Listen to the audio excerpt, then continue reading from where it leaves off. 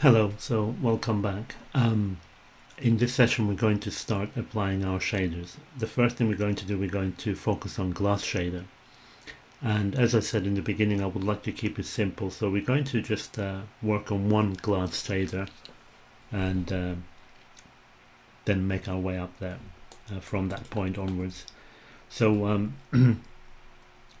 just going to hold on to Shift and select these two pieces, and then holding on to right mouse button, assign new material, Arnold standard surface, and we call this glass material or glass shader if you want to. And then under the presets I'll go to glass and just replace it, and that's it. And you can see immediately we only see the wireframe, and when I turn it off we just see the content inside. So it's good to have the wireframe on when you have glass shaders so that you can find your objects. And what I'll do, I'll just do a quick rerun.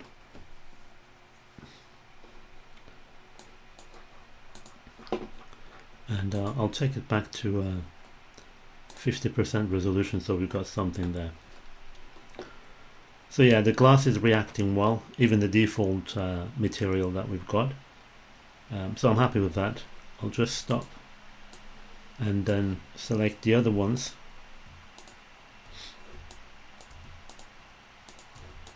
And then holding on to right mouse button. This time we're going to use the existing material because I want to use the same shader, and you will be given a list, glass material, and that's it. And I'll do a quick rerun.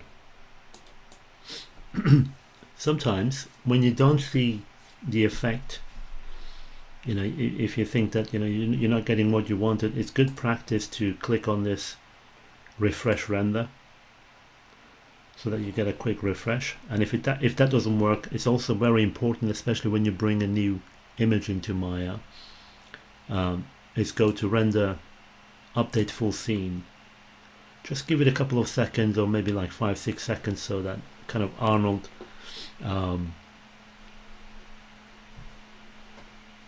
puts itself back together again, and then you can start and stop, go back to usual iterative rendering. So for now I'm happy with those, with the glass shader. And then the next thing is I'm going to click on the tray, holding on to right mouse button, new material, Arnold standard surface, and this one I'm going to call this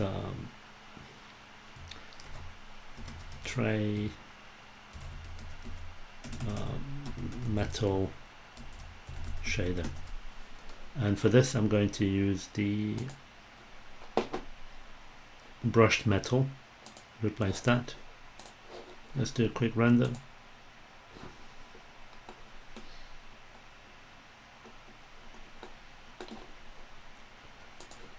I won't wait for the rest. I'm just going to do a region, crop region option. So for now I'm happy with that. I've got the brushed material, it's quite clean. I'm happy. And for the little tongue, I might use chrome shader or something. Assign new material, Arnold standard surface.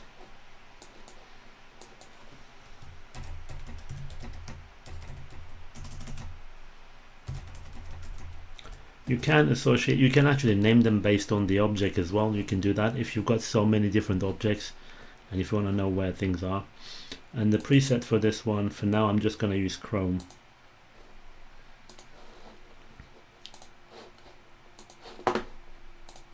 And we'll do a quick render. I'll turn this off. See how this reacts.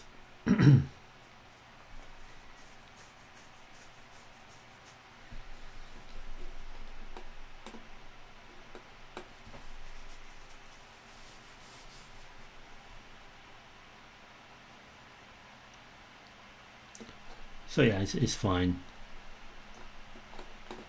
it's getting there.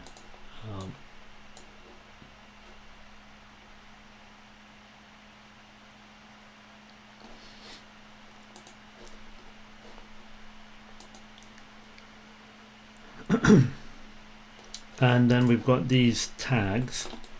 I'll just give them separate shaders.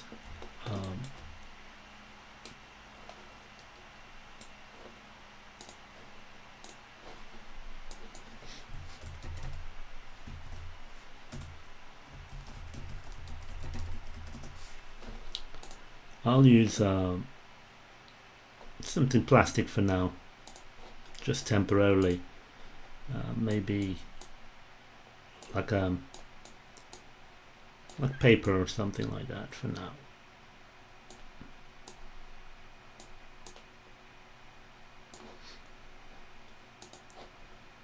And then this one is tag 2. These are like labels.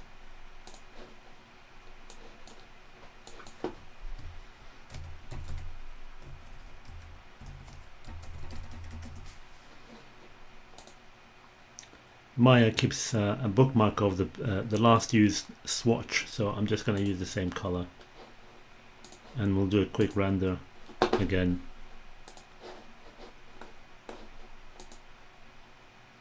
And I'll just update it and then press the render button.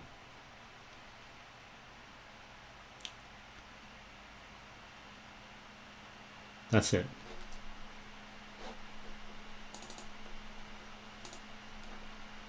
And if I just go back to my 100% render, so we've got some clarity there, so you can see it better and I can see it better.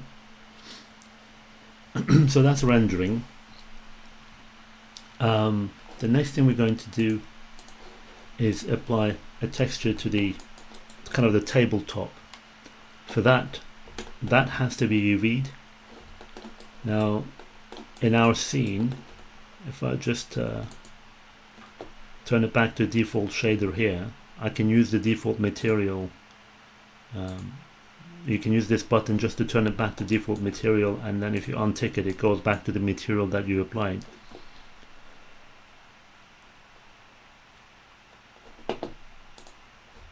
So the objects that are UV maps are the tabletop and these tags, these labels.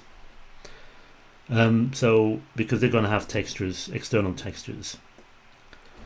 So this is the UV map for this object, and we can turn on the checkered map just to check to see how it looks.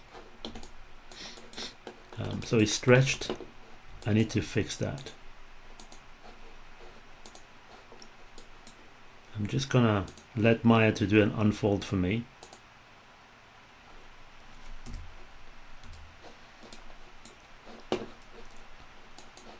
I'm just going to delete the history on all the objects and then change my unfold settings.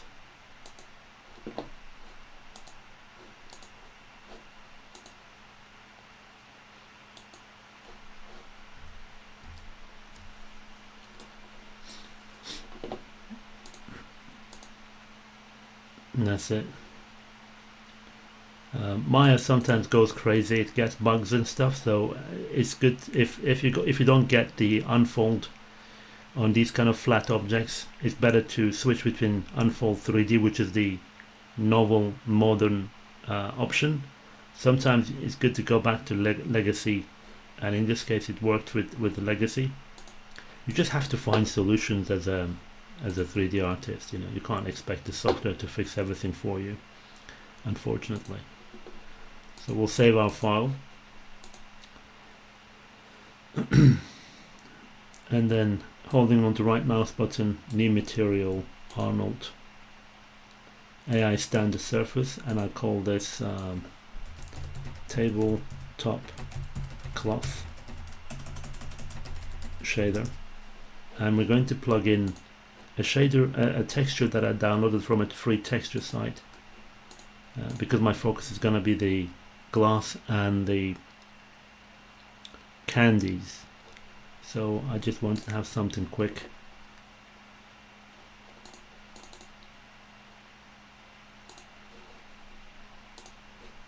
And it's this one.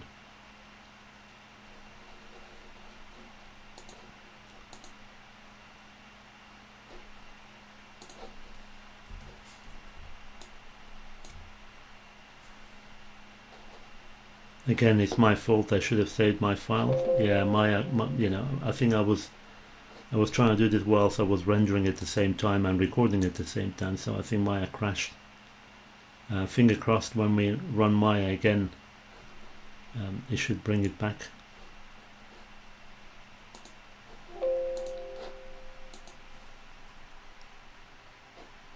So I'm just gonna yeah, sometimes it does this, sometimes it doesn't. Otherwise, the best thing to do is make sure that that you keep a copy of that error message and determine where to find your files. It saves in the temp file generally.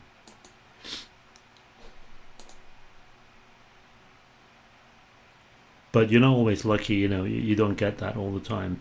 I don't know, sometimes it works and sometimes it doesn't. So this is our cloth shader, but because it's fabric, we need to make sure, let me just bring our render view.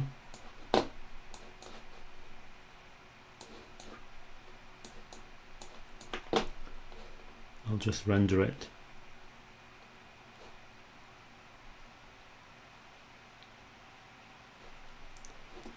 And then immediately I'll save it.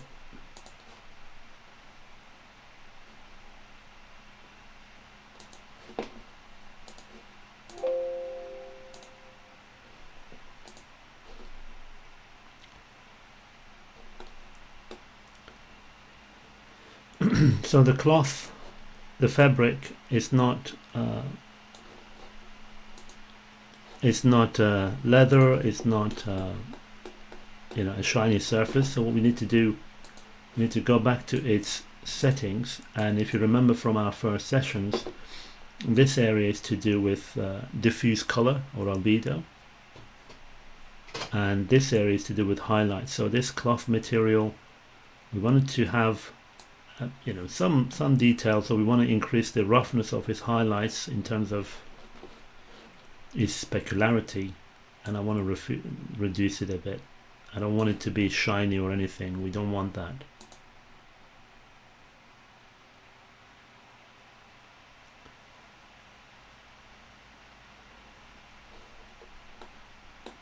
It doesn't make much difference because we don't have much of a bumpy surface. If this was a bit of an untidy or a bit wrinkled, you know, in real life things are not as clean as this and they're not as straight as this. There is a bit of irregularity to objects and things around us. We might not see the full effect, but in a typical fabric you want to increase the sheen a little bit with a close color, maybe something like this. It's like velvet, a little bit, and that's it. So I'm just going to turn that off.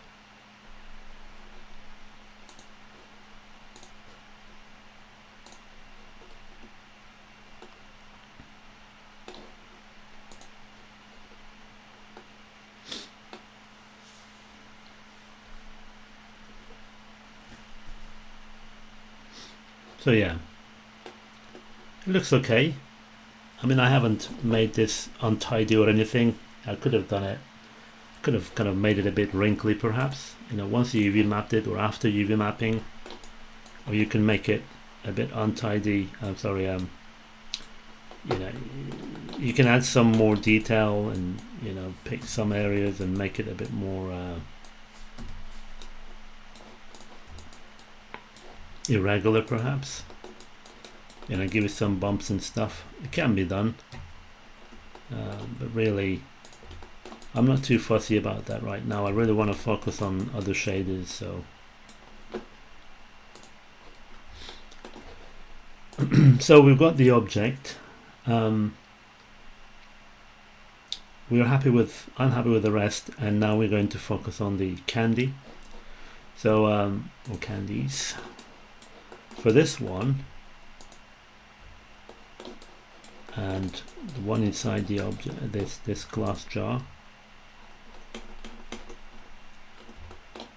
what you can do, a good trick is, if you want to pick something that is inside another object, you can go to the outline now, select your object, press the F key, that's F for Freddy, and then we haven't named this one. I should have named it. It's not a good practice, so make sure we name everything. You know, you don't forget that. So I'm gonna hold on to Control H to hide it, and when you press Shift H you bring it back. So Control H to hide it, or it's under Display, Hide Selection, Control H, or Show Selection, Shift H, and then I can then select these round ones, and then holding on to right mouse button, New Material, Arnold Standard Surface, White, I call it Candy Shader. And for this one I'm just going to use clay and replace the color with white, or at least something close to. I'll pick a pinkish color somewhere around there, and then bring that object that we've hidden, and we'll do a quick render. Just before that, it's good to save.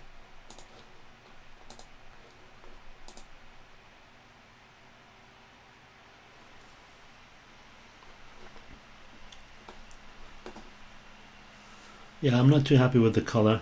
I'm going to change it now. What I've got another version of the same file open, just purely because I wanted to have some quick feedback, and I want to find out the values that I applied to these guys, so that we don't have to wait forever and ever, me tweaking. So yeah, it's the usual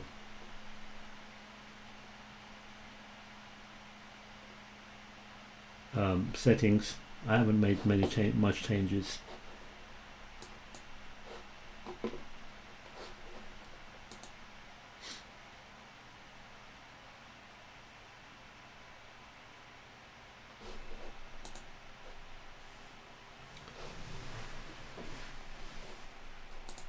It's only in the subsurface color, which we will talk about, but I think I could yeah, get this color of the subsurface.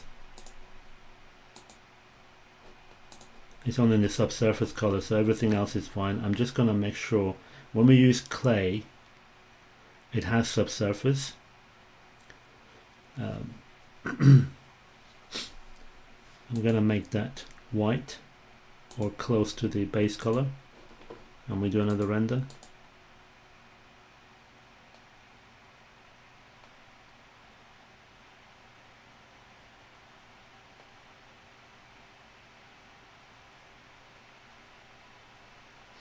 And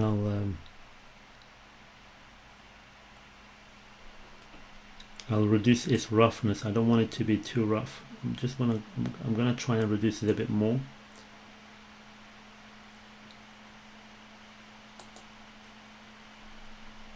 And get the color to close to a white color by increasing its value.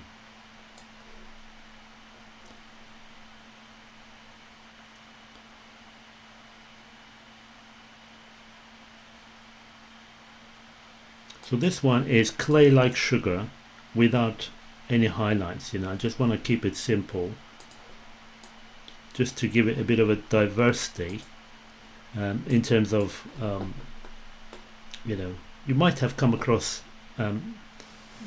stuff like this in candy shops. You know, you've got plastic like ones, you've got gummy bears and all the rest, and you've got pure, almost like soil like sugar candy. So I'll leave it there for now. I use clay, and I've changed this subsurface to same color as the base color. and the rest is as is. So the clay one works well in this case. We talked about specularity, that's to do with the highlights. We talked about metalness, you know, when it comes we'll mention more of that. We know that this is to do with the color, we know that this is to do with the highlights. We talked about briefly, I think, about subsurface, but I just want to bring that back again. So subsurface is, as the name does speak for itself, is the scattering of the light subsurface. So the light penetrates through the mesh where the areas that are thin, not much flash. So stuff like this, for example, like that. Ears, you have seen these in 3D animation. Objects like this, candle, orange, you know. So in Arnold, this is where the subsurface is, and for this clay-like thing, I want to leave it what Arnold has given me, so I'm happy with 0.3. When it comes to this type of the next one that we're going to use, we will play more with the subsurface. So yeah, so let's stop there and let's save it quickly. So the next one is this one, these ones.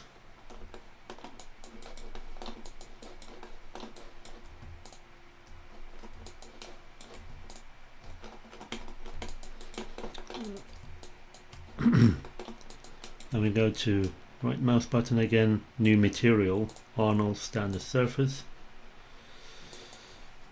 red candy shader.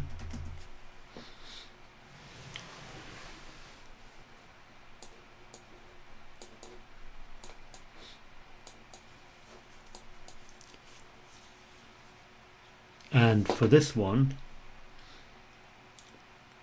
what I would like to do, turn on the full subsurface color, and under the subsurface, if you click around here, you've got literally if you just click left to that statement, subsurface color, you can pick some presets: marble, potato, skim milk, chicken, apple, and so on and so forth. So let's pick apple for now, and I'll get the color close to it. Bit of a reddish color. I haven't calibrated my screen, so on this display it's very cool temperature, on on my second monitor is very warm temperature, so I should have calibrated this, but we'll see how it goes. So I want to refresh my render and then play it.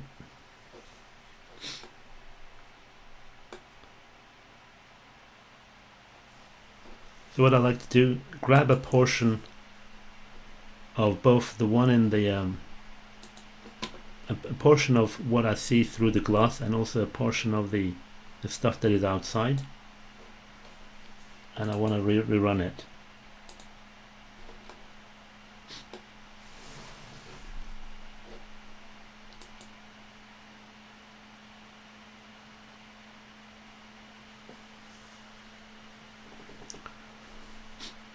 So I kind of picked something close to apple, and then what I like to do, change its subsurface color to the base color as well.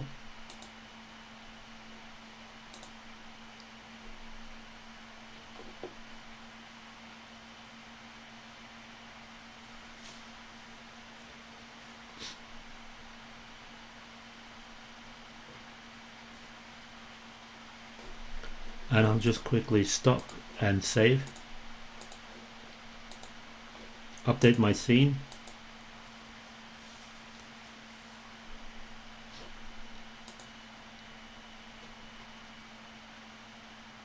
So when you deal with an object that has got a bit of subsurface translucency, a bit of transmission as well, it's good to work with Maya's subsurface algorithm, which is called Random Walk 2. This is the latest one.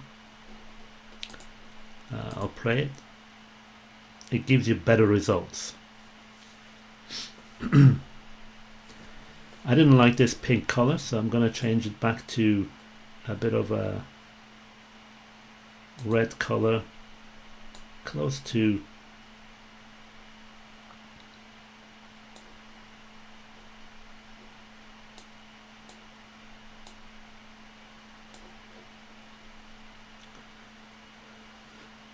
and the other thing we can do, now that we've got a lot of translucency, it's almost like it's gummy bear, but it's rubbery and soft. In fact, the intention was for this one to be a bit more solid, not see-through like this. So we can play with the scale. We can also play with the radius. So the gradient between black and white shows the amount of that apologies, how far we want light to penetrate through the object. So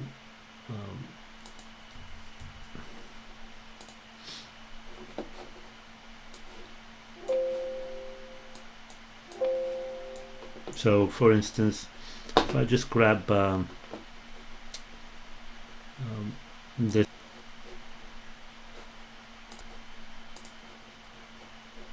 oops. So if I want to light, actually I'll use the paint tool. So if I've got an object like this, and you know, it could be a thick or a thin layer, the radius determines how far we want to push the light. Do we want the light to go and do the subsurface right around this area? Oops.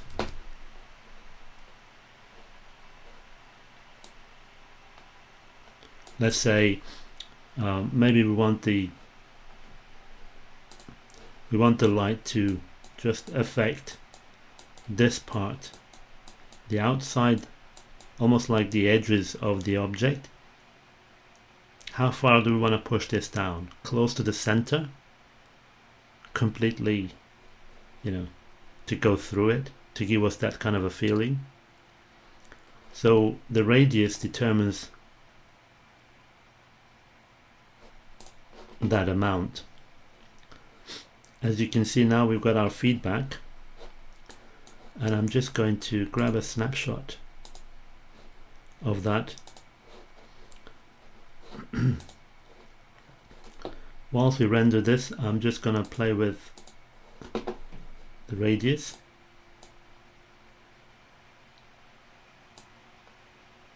I'm going to get it close to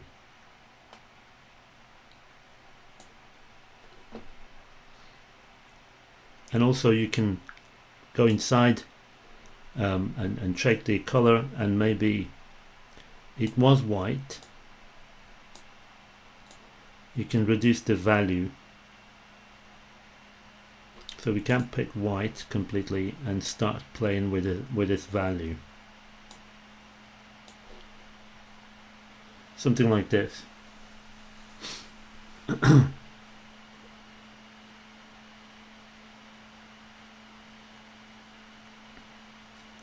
And if you want to have a bit of a better representation of the color there, you can pick the same color. It's good that the base color of your object and the subsurface color are the same.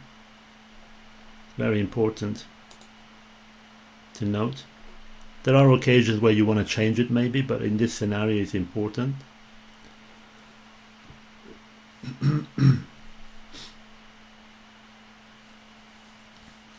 You always work with radius and the scale at the same time, so you can actually play with the scale to actually multiply the effects of the subsurfacing, or you can reduce that amount. So let's grab a copy of this one. Let's stop our render and play and have a copy of it so we can compare. So the first one was that, a bit more jello-like and see-through. Second one is a bit more solid because they reduced the amount of the value in the radius. So HSV, hue saturation value, and we can reduce the value to actually control the amount of the radius.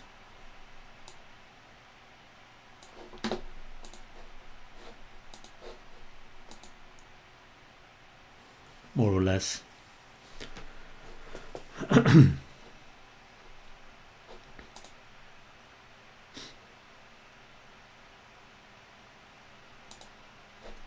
And the next thing you could do, you could, depending on the ultimately it's good to work with reference and go and find some reference of candies and stuff if you're going to do something like this. But in this case, you know, if you can recall the last time you've eaten something like this, and you can crash some of these highlights if you think they're too plastic-like. You can increase the roughness.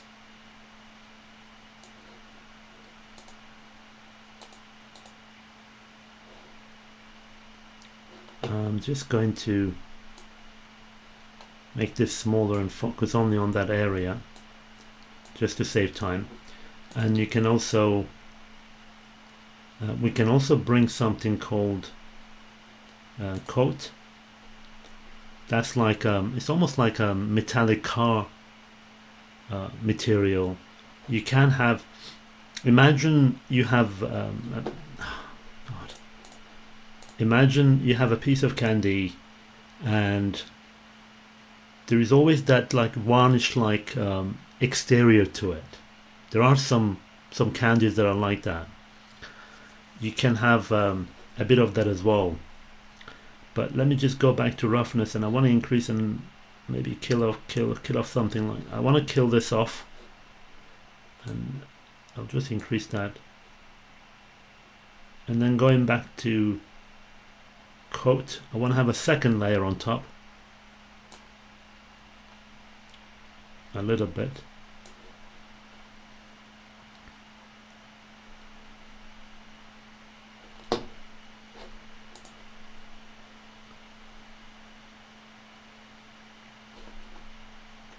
And I'll stop this one, grab a copy,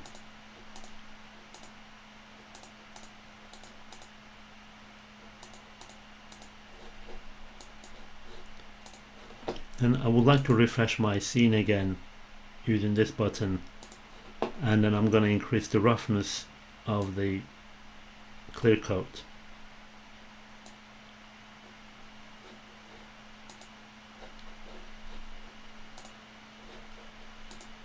Let's see how it looks.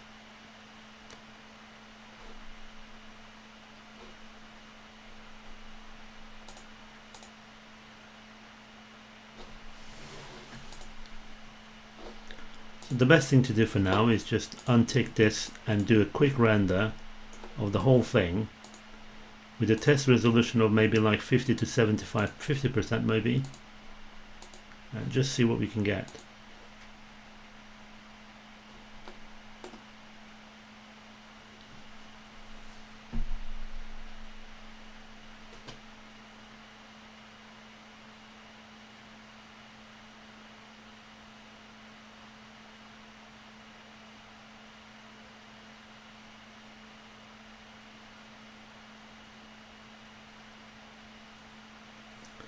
Okay, whilst that's kind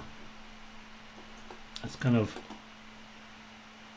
yeah, I think I'm happy with that. I might add a bit of a pink to it just to stay true to what I had before. I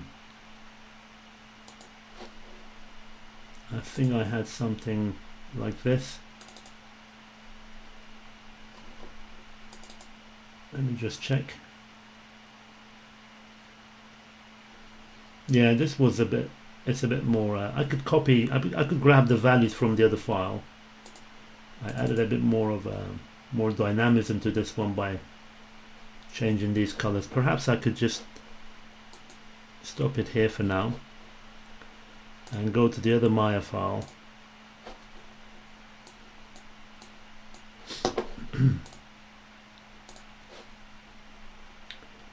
And then we can just grab some of these values. So we've got a, yeah, what I've done,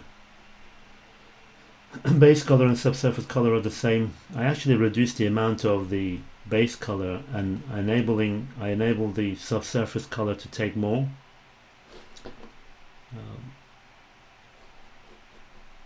So let's do that.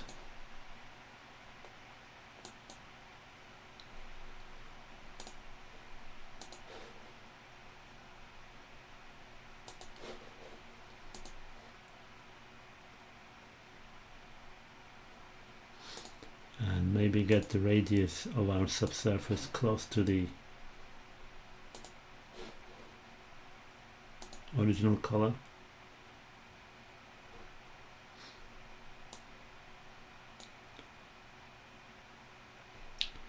And I want the subsurface and the weight to go, the weight of the color to go hand to hand, something like this.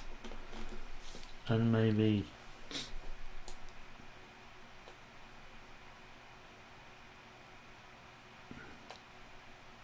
yeah, something like that. And if I want to have the highlights, you can also control the color of the highlights to something that you wish, or based on the look of the object.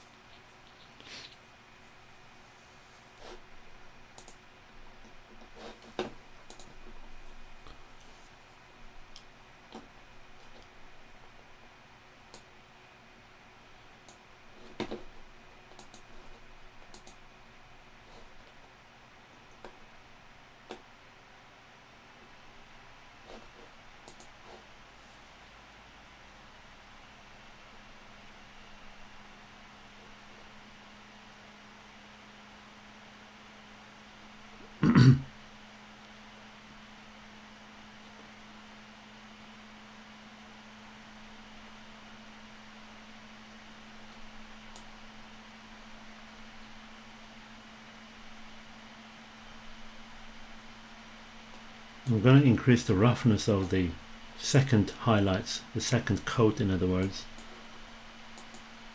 And I'll just play this.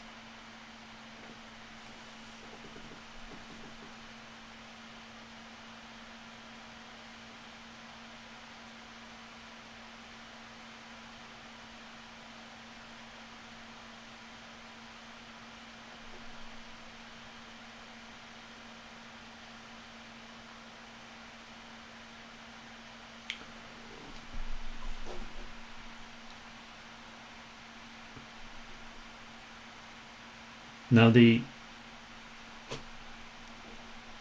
other thing you want to think about is the index of refraction on this object. So what are the kind of appropriate values for candy? We had a website where we could check wood and water and things like that, but for this one there wasn't anything specific.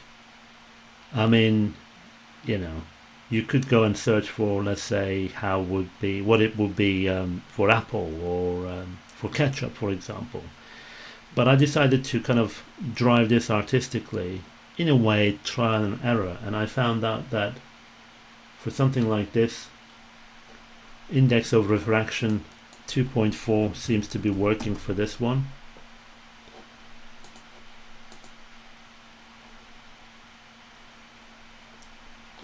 And I apply the same values on the clear coat as well. So specularity and clear coat, or the coat, you can call it like the first layer of highlights, this is the second layer of highlights. You can think like that.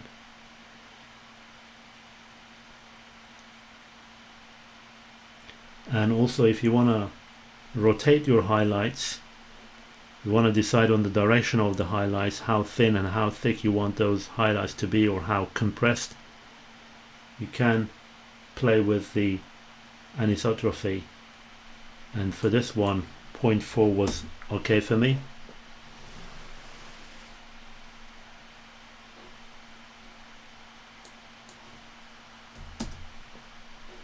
Or 5.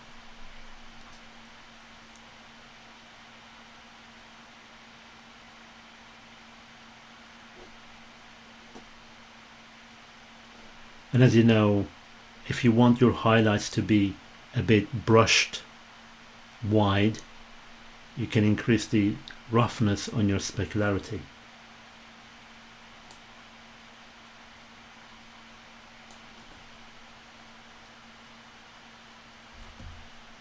Actually, it's too much. 3.5 would be alright. And I'm just comparing with what I've just done. I mean previously, yeah, give and take these values. So the bottom line is, when you apply subsurface scattering to food, food and candies and what have you, stuff like that, it's the first thing to determine is your base color, and then the second one is your subsurface color, making sure those two are same or close to. And the weight of your subsurface and the base color, they're going to work together. If you reduce the weight of the actual color, it's good to increase the subsurface. Sometimes we turn this off and completely rely on subsurface, and that's normal. Radius, again, is the amount of light, or actually not the amount of, how far you want the light to penetrate through the object. Scale is like an Uber control, where you can kind of scale it down and up. It's like a fake attempt to tell Maya whether this object is big or small in a way, and then Maya will adjust, or Arnold will adjust the amount of subsurface scattering, and you can play with this sometimes to tone it down and up to control that amount. So I'm happy with the overall result there. I don't have to push this too much. I'll just stop there. I think we've got these ones left, these objects. And yeah,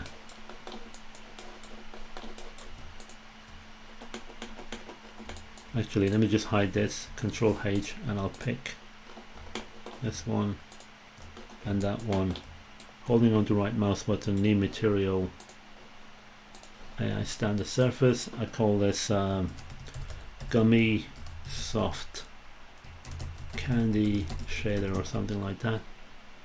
And I'll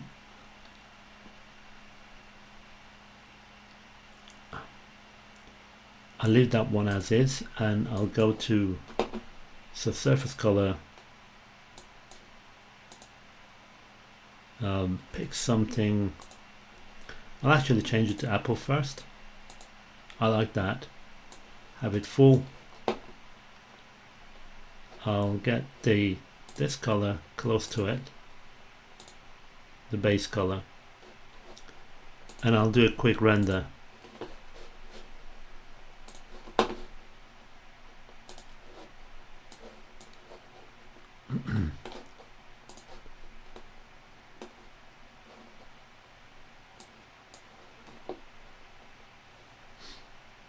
What I want to do, just click on that object and isolate it.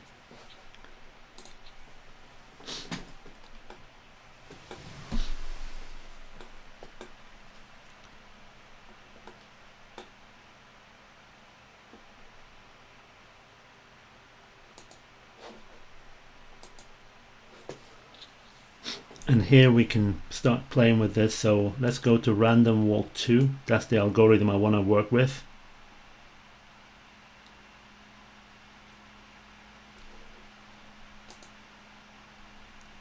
and I want to pick something a bit more orangey.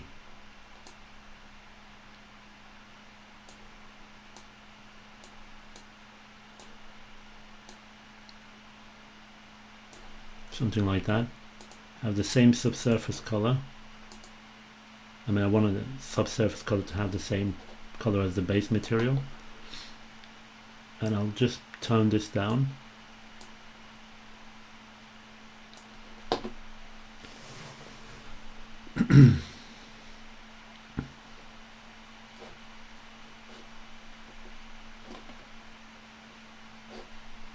Let me check what I had in the previous one.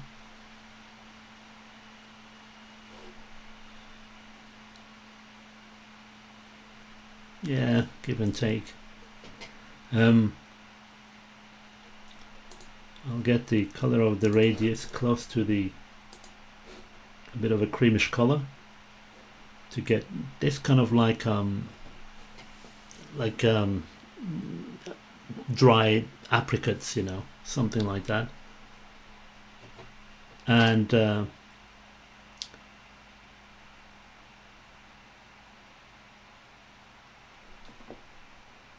this is not going to be plastic like, it's going to have a bit of highlight, but it's going to be a rough highlight. I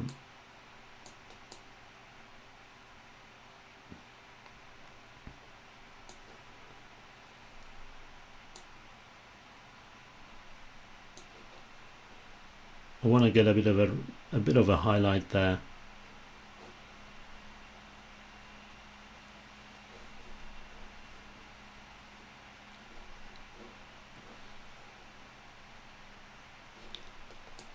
Let me just display the glass as well. Turn this off. Do a full render just to see how our candy looks like on the glass within the container and also outside.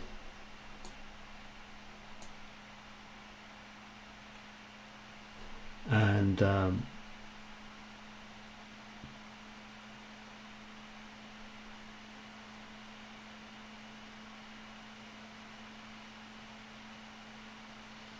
there's one final thing I'd like to mention. Okay, so we've got subsurface on this one, we've got subsurface on that as well. Okay, we're fine with that. But this one I want it to be a bit more like a bit more see-through. Especially if you treat this like a piece of tangerine or orange or something peeled off. It's a good practice to have in anything that you will have subsurface itself, to go to its shape node under Arnold, make sure the opaque, if it's ticked, make sure it's unticked. You want to treat it like glass. Maybe it's not pure glass, but you want to treat it like that. It gives you better results. So let's play it again. And I'll just go to the shader again.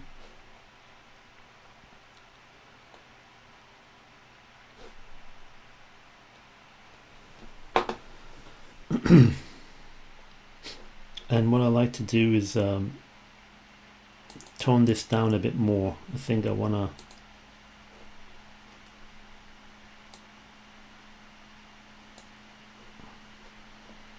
make it a bit more vivid, but equally close to orange and, you know, dry apricot perhaps.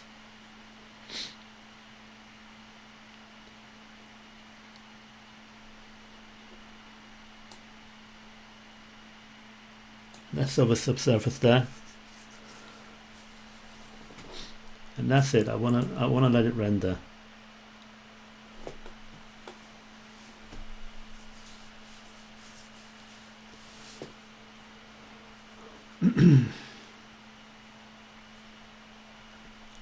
So whilst that's rendering, there's one other concept that I like to talk about, and in terms of render settings, when you work with glass, you will find out that you know, if you've got multiple objects within a glass container and there is another piece of glass, another container right behind it, you might be keep rendering and rendering and rendering. You're not actually getting what you want, and you might be increasing your render settings, and that increases the render time, and so on and so forth.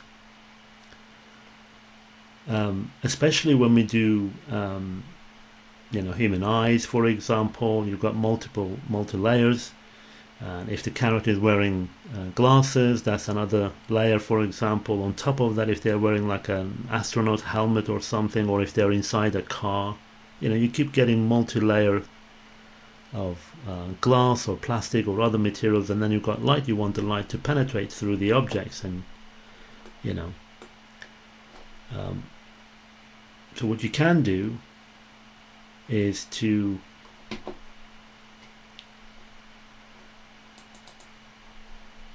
go to your render settings,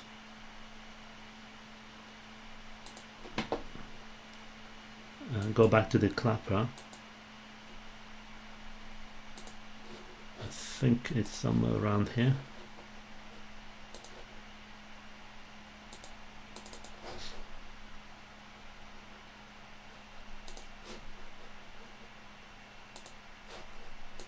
And that's it.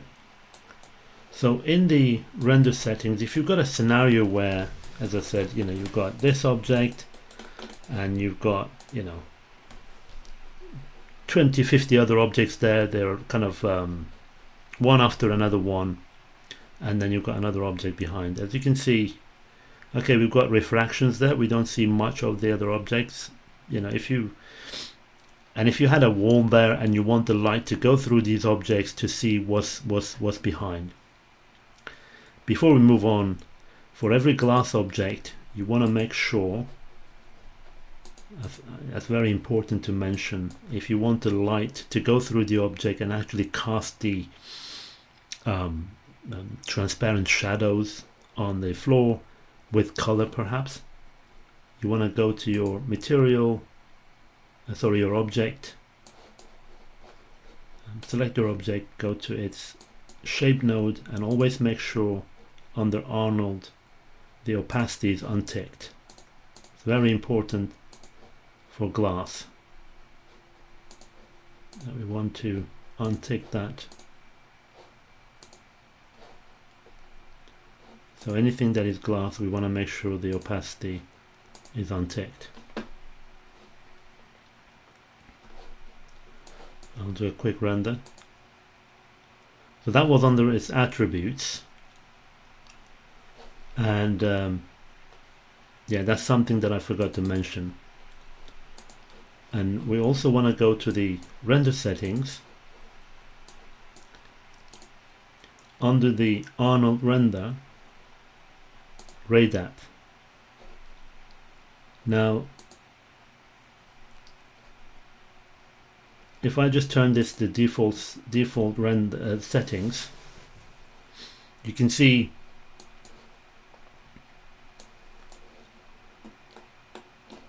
and I'm just going to render this.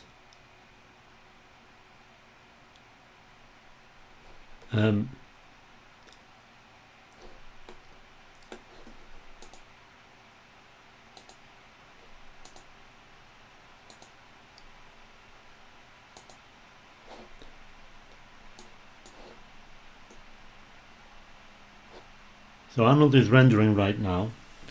So if you assume that, if you think about this, not assume, actually it's the reality, you've got a layer of glass, that's one. You might have maybe like 1, 2, 3, 4, 5, 6 layer of the candies, one after another one, another layer of glass there, and then this glass, and then the object in there, and there's another piece of glass.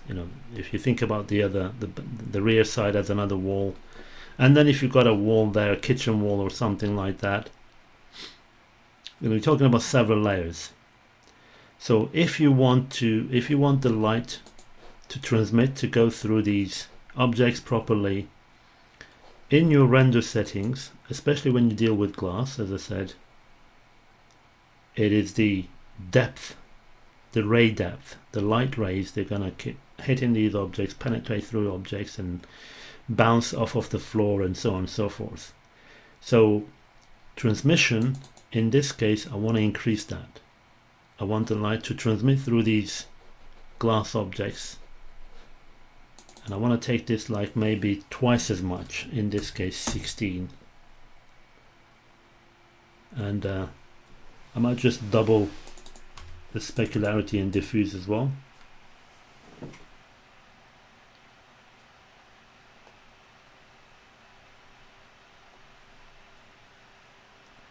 And transparency, I'll take that to 16 as well.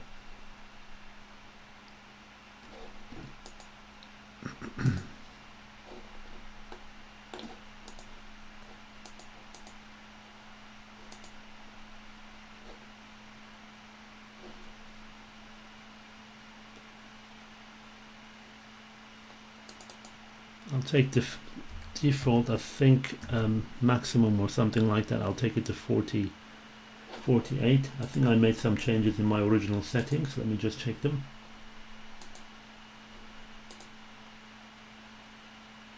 Yeah, it was 30 to 20. Actually, I've taken it way too far anyway.